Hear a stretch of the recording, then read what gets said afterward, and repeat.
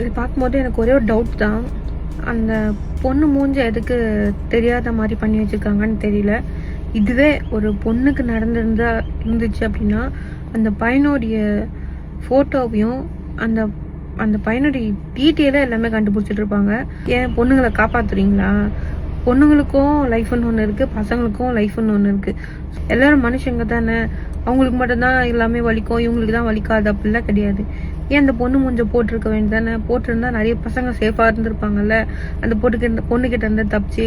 அப்படி நீங்கள் போட்டிருந்தா 4 பேர் இந்த பொண்ணு நடந்து போகும்போது பேசுவாங்கல்ல, இந்த பொண்ணு தான் அந்த பையனோட ஒய்ஃப் அப்படின்னு சொல்லிட்டு பேசும்போதாச்சும் அந்த குற்ற உணர்ச்சியில் அந்த பொண்ணு ஏன்டா அதை பண்ணோம் அப்படின்னு தோணிருக்கோம்ல அந்த பொண்ணுக்கு. தப்புன்னா அது யார் பண்ணாலும் தப்பு தான்.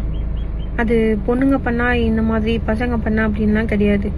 இந்த மாதிரி பொண்ணுங்க எத்தனை பசங்களை ஏமாத்திட்டு இருப்பாங்க. ஸோ பொண்ணுங்களுக்கும் பயம் வரணும்ல. அப்போ அந்த பொண்ணோட ஃபேஸும் போட்டிருக்கணும்ல. நீங்கள் ஒருவேளை அந்த பொண்ணுக்கு ஒரு ஃபியூச்சர் இருக்கு அப்படின்னு சொல்லிட்டு போடாமல் இருந்தாங்களான்னு தெரியல. அப்போ அந்த பையன் ஃபியூச்சரே போயிடுச்சு, அந்த பையன் ஆளே இல்லையே.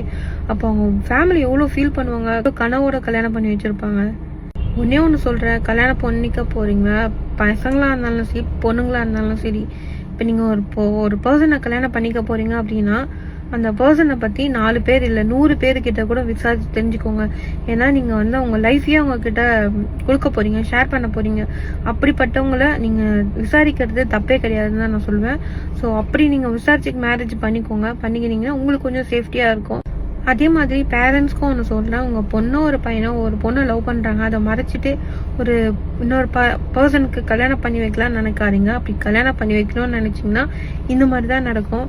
அதை மறைச்சிட்டு கல்யாணம் பண்ணி வச்சுட்டு அந்த பொண்ணு சந்தோஷமாக இருப்பான், அந்த பையன் சந்தோஷமாக இருக்கான்னு நினைக்காதீங்க.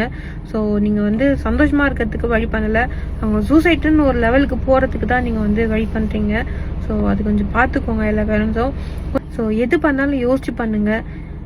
எனக்கு தெரிஞ்சது தான், ஒரு பையனை சாவச்சிட்டுமே அப்படின்னு சொல்லிட்டு அந்த பொண்ணோட மனசாட்சி கண்டிப்பாக அந்த பொண்ணை வாழ விடாது.